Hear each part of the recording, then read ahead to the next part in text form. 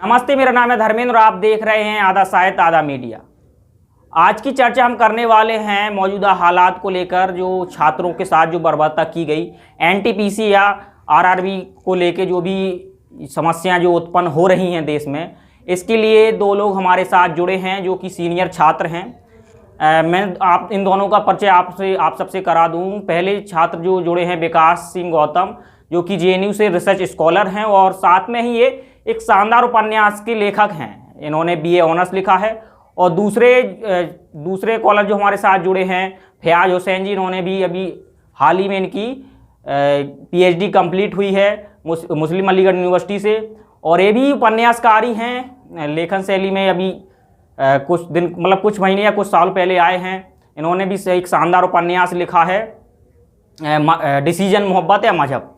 लेकिन आज हम लोग साहित्य पर चर्चा नहीं करेंगे, आज चर्चा करेंगे छात्रों पे और उनकी शिक्षा पे, क्या जिस हिसाब से हालात बन रहे हैं, पैदा हो रहे हैं। तो आप दोनों का स्वागत है हमारे कार्यक्रम में। बहुत बहुत शुक्रिया आपका। धन्यवाद धर्मेंद्र जी, आपने अपने इस मंच पर बात रखने के लिए आमंत्रित किया, इसका विशेष रूप से धन्यवाद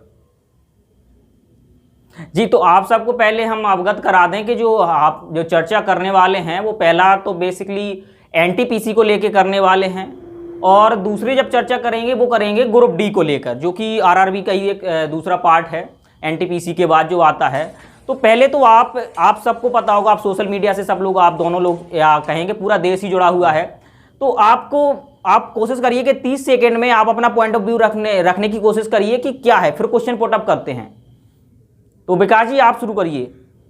दरअसल जो एनटीपीसी का जो पूरा मसला जो सोशल मीडिया के माध्यम से जो मुझे अवगत हुआ है, और जिसमें जो लेवल्स है उन लेवल्स की बात की गई है कि 12th लेवल पे और ग्रेजुएशन लेवल पे, और जो उसका जो पूरा प्रोसेस है उससे जो नॉर्मलाइजेशन को लेके जो समस्या आई है वो एक समस्या है। दूसरी समस्या ये आई है कि जो एक ही छात्रों का कई जगह पर दूसरे एग्जाम के लिए क्वालिफाई कर देना कई सारी पोस्टों पे, उसको लेकर भी समस्या आई है। और जहाँ पे वेटिंग लिस्ट की भी समस्या है, जैसा कि बताया जा रहा है कि वेटिंग लिस्ट को समाप्त कर दिया गया है। तो ये मोटा मोटा जो अभी तक मुझे समझ में आया है। दूसरा आप अपना दूसरा ग्रुप डी को लेके जो आया है कि एकदम से उन्होंने जो है नोटिफिकेशन जब पहले निकाला था तो सिर्फ एक ही एग्जाम की बात की थी, लेकिन जब रिजल्ट आया तो दूसरे एग्जाम का जो है उन्होंने बात रखी। तो ये पूरी जो दोनों ही घटनाक्रम है एक साथ ही उभर के आ रहे हैं। हमें ये देखना होगा कि जिस तरीके से जो एनटीपीसी है, जो 2019 में जिसका एग्जाम होना था और जो 19 में ना होकर जिसका एग्जाम को 2021-22 हो गया, तो इतना विलंब आखिर क्यों एग्जाम को लेकर हुआ। जो एक बड़ा तबका जो रेलवे के एग्जाम को भरता है पूरे साल, कई साल से एक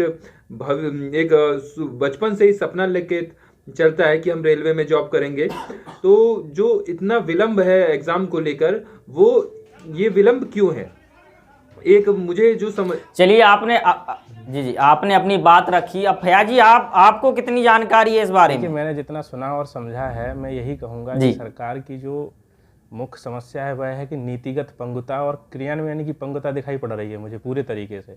क्योंकि सबसे पहले तो सरकार के पास कोई पॉलिसी नहीं है कि भर्ती कैसे होनी है, बस भर्ती निकाल दी गई है। और आप देखिए कि 2019 से लेके 2022 में भर्ती क्लियर हो रही है। तो ये नीतिगत पंगुता और क्रियान्वयन की पंगुता हुई सरकार की। और दूसरी बात है कि ग्रुप डी में आप दो एग्जाम ले रहे हैं, तो क्या IAS IPS का एग्जाम करा रहे हैं?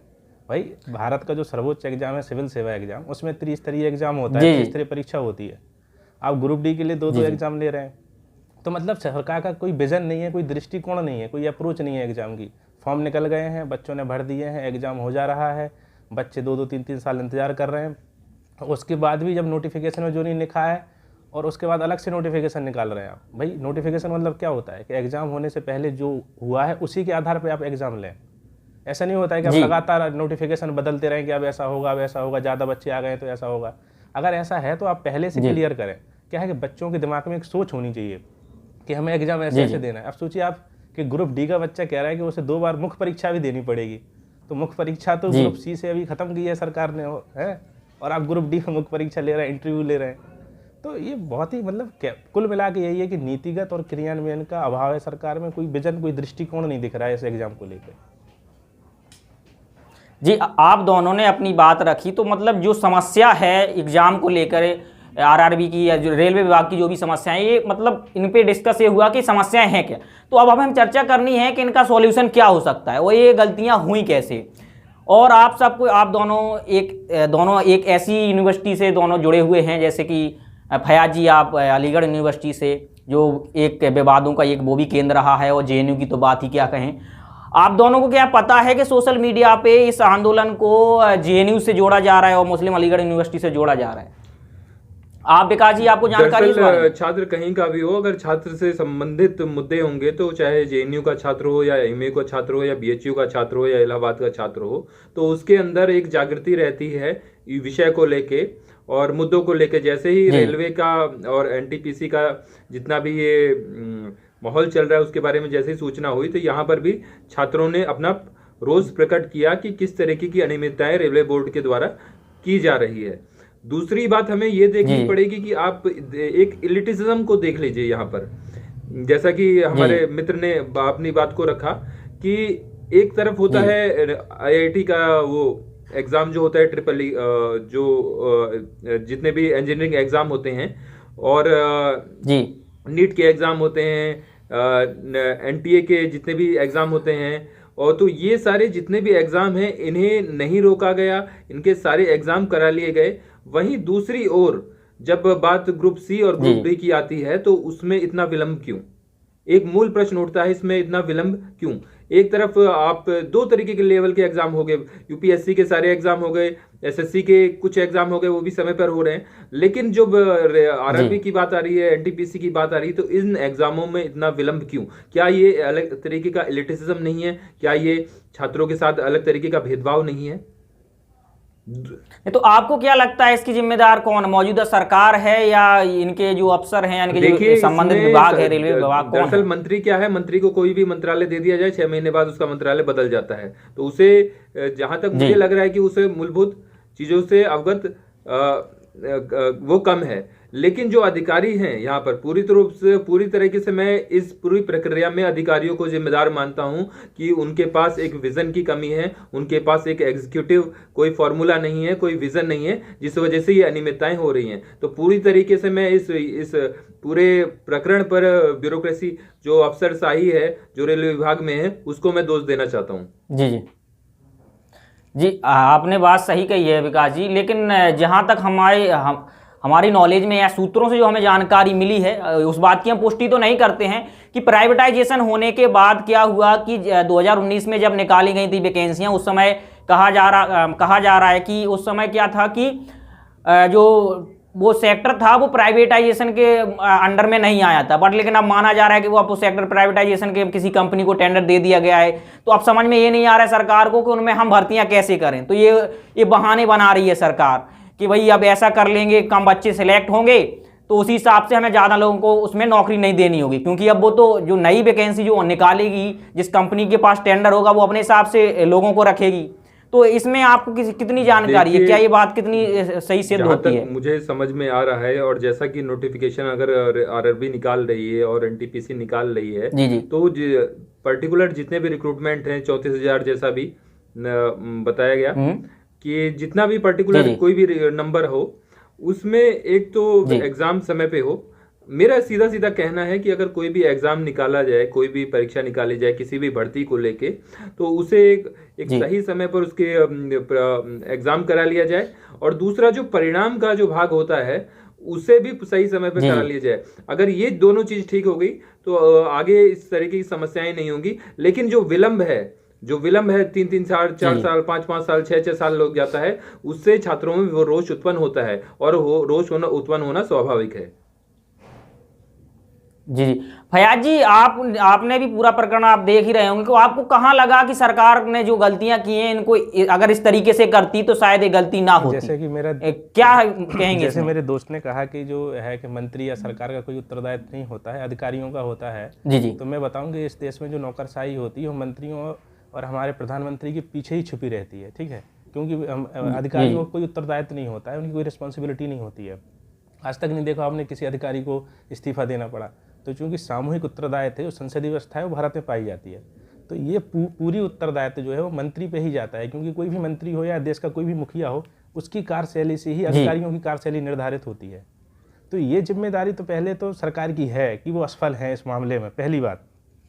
और दूसरी आपने कही कि प्राइवेट वाला जो मामला उठाया आपने, तो आप ये बताइए कि निजीकरण, उदारीकरण और वैश्वीकरण के दौर में आप सरकारी नौकरी की कल्पना कैसे कर सकते हैं? एक तरफ सरकार क्या कर रही है कि विनिवेश कर रही है, ठीक है, और दूसरी तरफ सरकार सरकारी नौकरी का लोभ भी लोगों को दे रही है।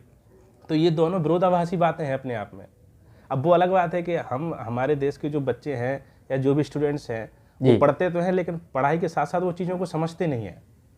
अगर आप सरकारी उद्यमों का, पब्लिक जो अंडरटेकिंग्स है उनका विनिवेश कर रहे हैं, आप रेलवे भी बेच रहे हैं, जी, आप हवाई जहाज भी बेच रहे हैं, एविएशन सेक्टर भी बेच रहे हैं, तो आप सरकारी नौकरी देंगे कहाँ? कुल मिला के एक तरह से ये बेवकूफ़ बनाने का तरीका है लोगों को। और इसके बावजूद भी जो सरकारी नौकरी निकल रही है, आप देखिए क्या हाल है भाई। मैं सच बताऊं मौर्य जी, मेरा दिल पसीज गया देख के कि जब इलाहाबाद में बच्चों के दरवाजे बंदूक की बट से तोड़े जा रहे हैं।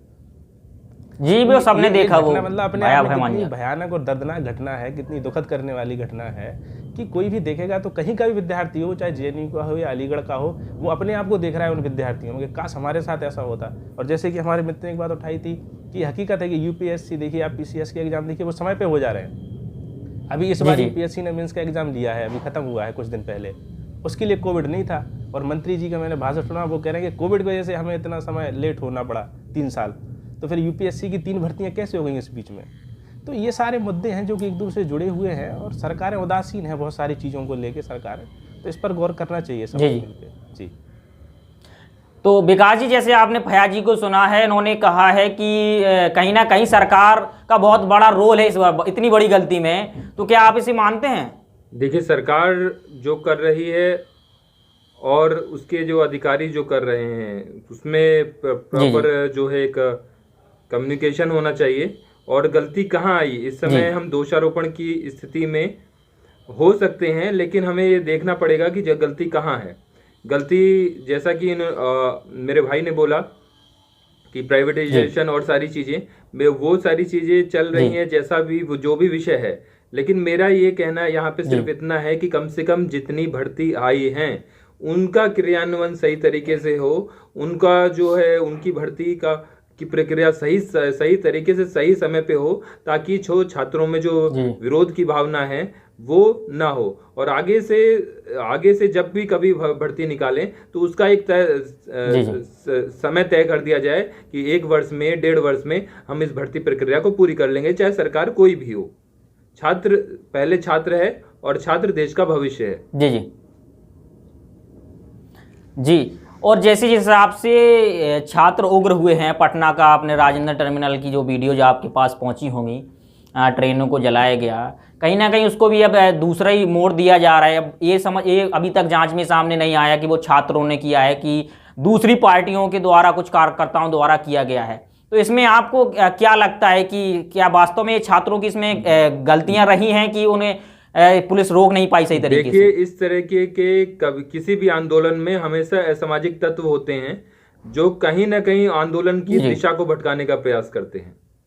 और अभी तक तय नहीं हो पाया कि किसने क्या उपद्रव किया, किसने नहीं किया, तो इस पे कुछ भी कहना संभव नहीं है। लेकिन हाँ, इतना कहना है कि उपद्रवी जितने भी जो भी हो सकते हैं, वो चाहे किसी को नुकसान पहुंचाना, मारना, तो इस चीज से भी इनकार नहीं किया जा सकता। मगर हमारा यहाँ पे सीधा सा इतना कहना है कि जितनी भी जो प्रक्रिया है, जितनी भी सुस्त प्रक्रिया है, कई सालों से चली आ रही है, सरकार कोई सी भी हो, लेकिन विलंब हो जाता है नौकरी लगने में। पता लगा, अभी एक हमारे मित्र हैं, उनकी 2016 में 16 की भर्ती थी और जब जाके 22 में अब जाके कुछ दिन पहले ज्वाइनिंग हुई।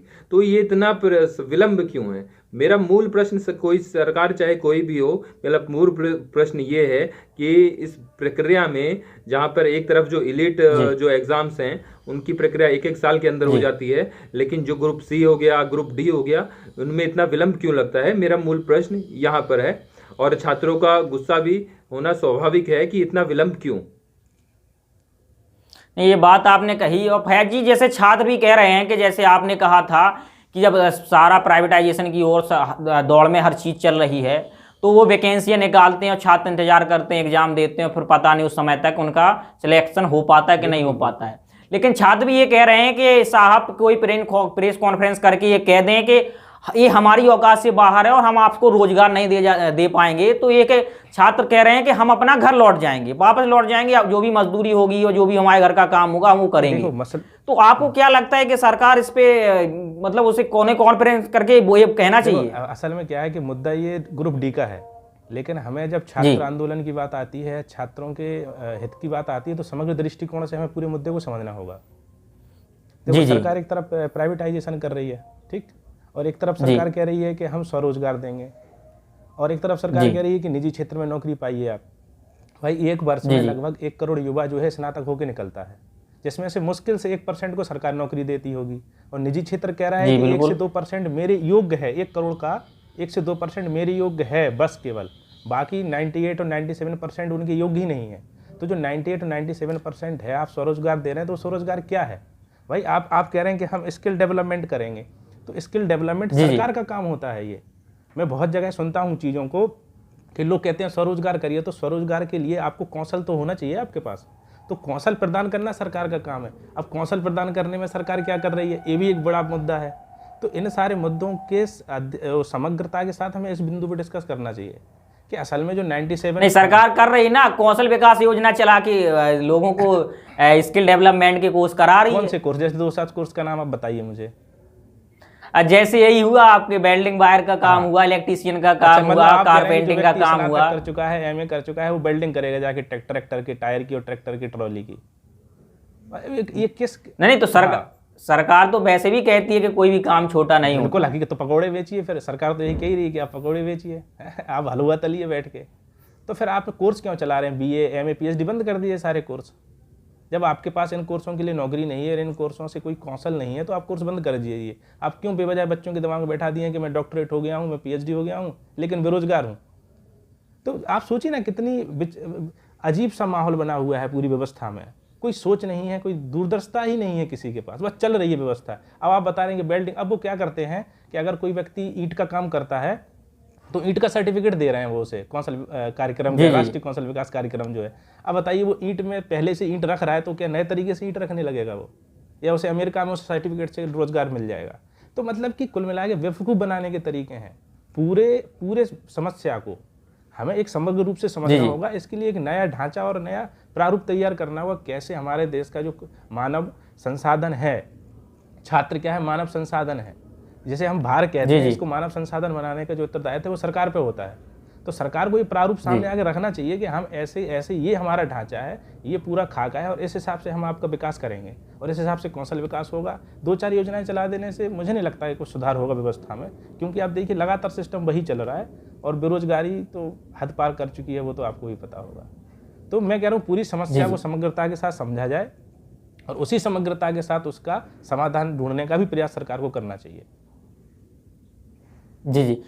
जैसे विकास जी, आपने फैयाज जी को सुना, इन्होंने कहा है कि सरकार एक साथ ही सब कुछ करना चाहती है, एक साथ वो सरकारी नौकरी भी देना चाहती है, एक साथ स्किल डेवलपमेंट करा के स्वरोजगार देना चाहती है। तो ये एक साथ कैसे संभव होगा? दरअसल सारी चीजें, प्रयास तो है, शुरुआत तो हो, ताकि आगे चीजें बढ़ें।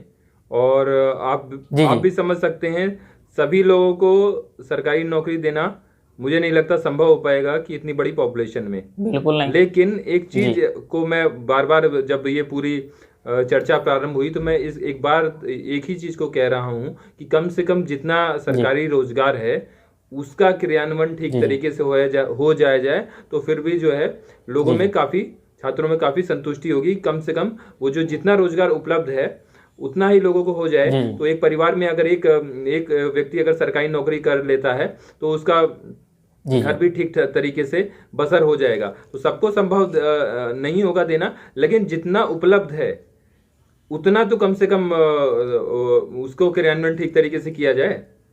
मैं मौर्य जी एक बात यहाँ तो कहीं ना कहीं सरकार फेल हो रही ना इन कार्यक्रमों में।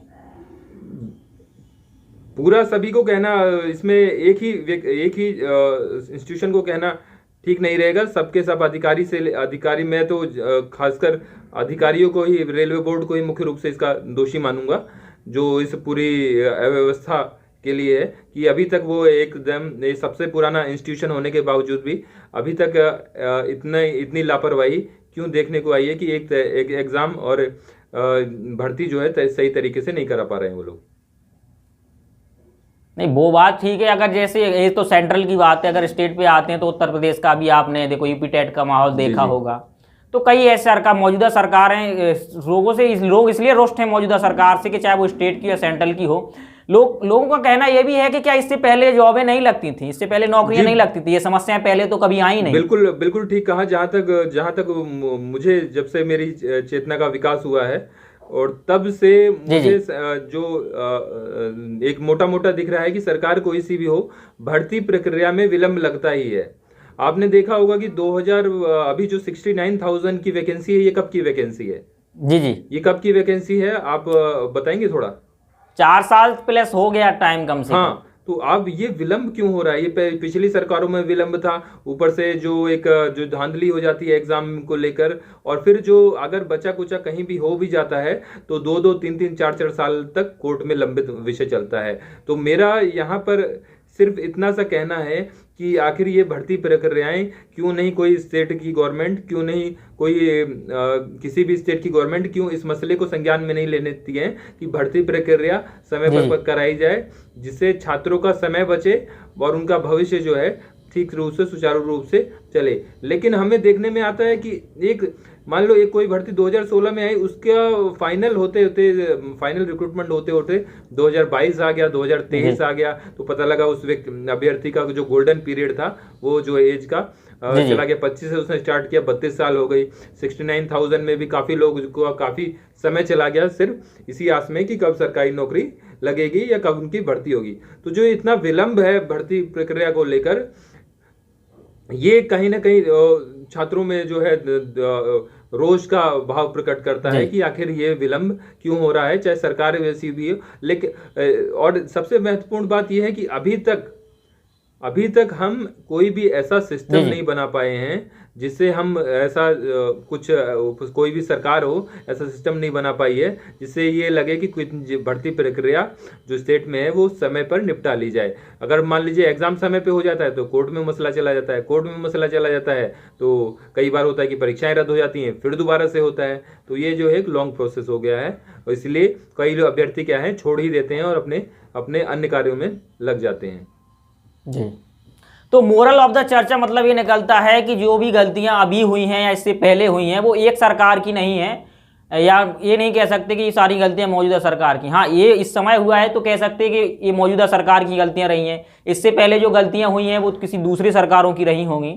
लेकिन अब हम वापस आंदोलन पर लौटना चाहेंगे कि अभी सोशल मीडिया पर कुछ ऐसे पोस्ट चल रहे हैं, और ये मेरा क्वेश्चन फयाज जी से होगा कि जब जेएनयू में ये फीस को लेके, हॉस्टल की फीस को लेके जब ये आंदोलन हुआ था तो ये समझिए कि 60% देश उस तरफ खड़ा था जो ये कह रहा था कि वो तो जेएनयू वाले आतंकवादी हैं और इन्हें तो कोई ना कोई मुद्दा चाहिए, वो आके खड़े हो जाते हैं।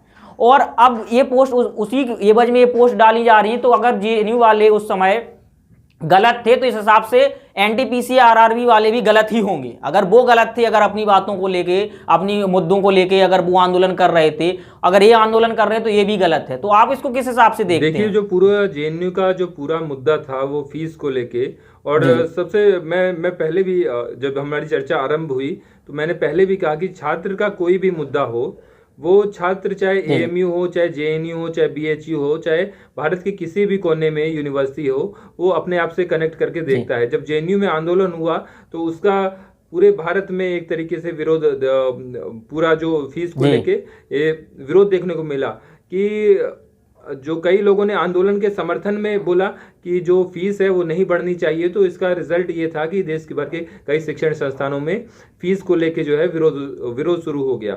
एनटीपीसी का भी हो गया था। एनटीपीसी का भी अभी जो आंदोलन चल रहा है, तो उसको लेके हमने देखा पटना में आंदोलन प्रारंभ हुआ, फिर प्रयागराज में हुआ, बीएचयू में भी लोग करने लगे। तो इस तरीके से जो छात्र का जो विषय है वो कहीं भी हो, भारत के किसी कोने में भी हो, और छात्र जो समुदाय है वो इसमें चेतना रखता है और उसका समय समय पर विरोध करता रहा है। जैसा हमें जेएनयू के मसले में देखने में आया, चाहे उससे भी पहले अगर इतिहास को उठा के देखें तो जब भी छात्र आंदोलन हुए हैं तो पूरा भारत कहीं ना कहीं जुड़ता हुआ नजर आया उससे। नहीं, हम मेरे कहने का मतलब ये था कि जब जेएनयू में हुआ था और जब अभी एनटीपीसी में, इन दोनों में एक बहुत ही परसेंटेज का फर्क सामने आ रहा है। इसमें मैंने बताया 60% जो लोग विरोध में थे, और एनटीपीसी में 95+ ऐसे लोग हैं जो छात्रों के साथ हैं। मतलब 5% से वो छूट जाते हैं जो मौजूदा सरकार से संबंधित हैं या जो उस सरकार को सपोर्ट करते हैं। तो ये कहीं ना कहीं रेशियो बहुत बड़ा नहीं हो जाता है?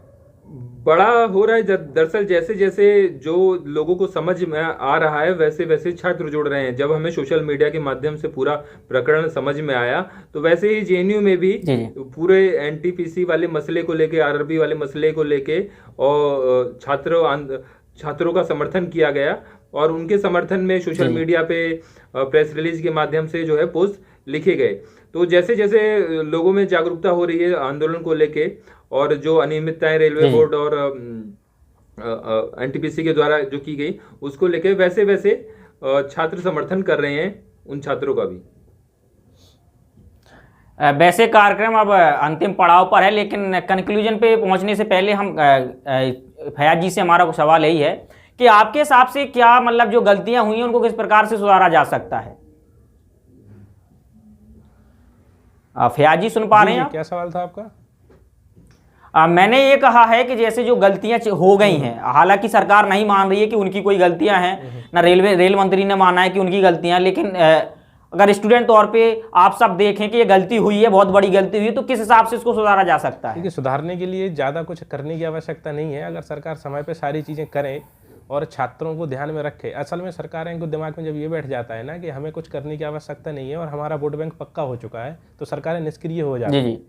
तो ये छात्रों को और इस देश की जनता को आवश्यकता है जागने की, कि वो ये बताते रहें कि भाई हम ऐसा नहीं है कि आप कुछ नहीं करेंगे फिर भी हम आपको वोट देंगे। क्योंकि कोई भी राजनीतिक व्यवस्था जो है, क्योंकि मैं राजनीति शास्त्र का विद्यार्थी हूँ, तो मैं इसको इस पर्सपेक्टिव से देखता हूँ, परिप्रेक्ष्य कि कोई भी राजनीतिक व्यवस्था तभी चलती है जब वहाँ दबाव समझौता दबाव की राजनीति होती है। आप सरकार पर दबाव बनाइए, समझौता करिए, और फिर दबाव बनाइए, समझौता करिए। अगर सरकारों के दिमाग में ये बैठ जाए कि अब हमें कुछ करने की आवश्यकता नहीं है, सब कुछ हो रहा है, तो ऐसे नहीं चलता है। छात्रों ने ये दबाव बनाया है तो निश्चित रूप से कोई सरकार जरूर मार्ग निकालेगी। सरकार, देखो, राज्य बहुत बड़ी संस्था होती है और राज्य के पास इतने संसाधन होते हैं कि किसी भी समस्या को वो 1 घंटे में भी सॉल्व कर सकते हैं, तो उनके लिए बड़ी समस्या नहीं है। तो आवश्यकता है कि दबाव बनाने की, और दबाव हिंसात्मक ना हो, अहिंसात्मक दबाव हो, चूंकि गांधी का देश है। तो दबाव बनाइए, और दबाव ऐसा बनाए ताकि सरकार निश्चित रूप से इसका समाधान कर सकती है। कोई बड़ी समस्या नहीं है सरकार के लिए। और आगे के लिए यही है कि पूरी पारदर्शिता हो, ईमानदारी हो, और सहभागिता छात्रों की भी हो। छात्र क्या कह रहे हैं, सरकार इस बात को भी सुने, क्योंकि भाई मुद्दा तो छात्रों का है। तो मैं यही कहूँगा कि पारदर्शिता, ईमानदारी के साथ सरकार काम करे, और छात्र जो वर्ग है अपना, चाहे वो किसी भी क्षेत्र से जुड़ा हो, भारत के छात्र वर्ग को सरकार पर दबाव बना के रखना चाहिए इस समस्या के लिए। जी विकास जी, आपने फयाज जी को सुना, आप इनसे कितना सहमत हैं, और कोई क्या नया जोड़ना चाहते हैं इनकी बात में, जो कंक्लूजन, जो लास्ट का जो टॉपिक चल रहा है? हेगल को मैं इसमें ले जाना चाहूंगा कि हेगल ने बोला था कि पहले थीसिस होगा, फिर एंटीथेसिस होगा, फिर जो है सिंथेसिस होगा। तो सिंथेसिस क्या है? कंक्लूजन है। पहले वाद होगा, फिर विवाद होगा, फिर कंक्लूजन होगा। तो मैं चाहता हूँ कि जो भी अधिकारी हैं, जो भी रिप्रेजेंटेटिव्स हैं, चाहे गवर्नमेंट के हों चाहे बोर्ड्स के हों, जल्द से जल्द छात्रों के साथ मिलके इस समस्या पर जल्द से जल्द समाधान निकालें, ताकि जो है छात्र संतुष्ट हों, और जो भी समाधान निकालेंगे उससे जो है एक हम बेहतर परिणाम की कल्पना कर सकते हैं। जी, तो जैसे आप सब ने दोनों लोगों को सुना और जो हम लोगों का डिस्कशन हुआ है, आप क्या सोचते हैं इस डिस्कशन के बारे में, इस चर्चा के बारे में? अपनी राय कमेंट माध्यम से जरूर दें। और आप दोनों का बहुत बहुत स्वागत है बहुत बहुत धन्यवाद, आप हमारे इस कार्यक्रम में आप जुड़े।